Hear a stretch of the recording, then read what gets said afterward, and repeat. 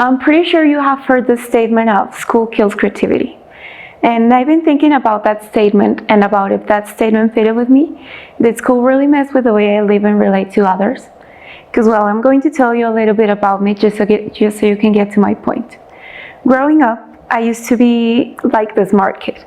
Or I remember people often complimenting my parents because I was so independent for my age. And I know that sounds like a good thing, but I'm pretty sure that if you've been that child, you can relate to me on how it's not. Because when I started to grow up a little bit more, I became more conscious of this idea that people had of me, and all of a sudden I had this big pressure of keeping that image of being perfect and such. And that really messed with many aspects of the beginning of my teenage years when I entered middle school.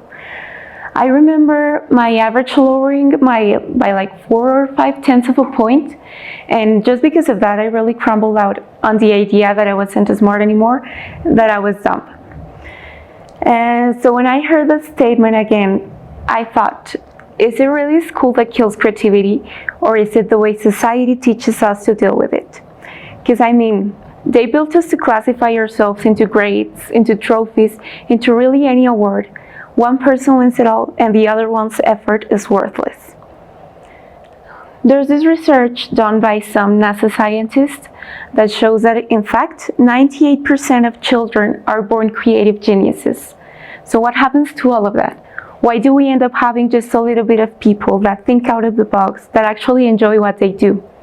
And I think the problem relies on this idea we've normalized so much that you're either smart or just creative, as if it was less important. So I think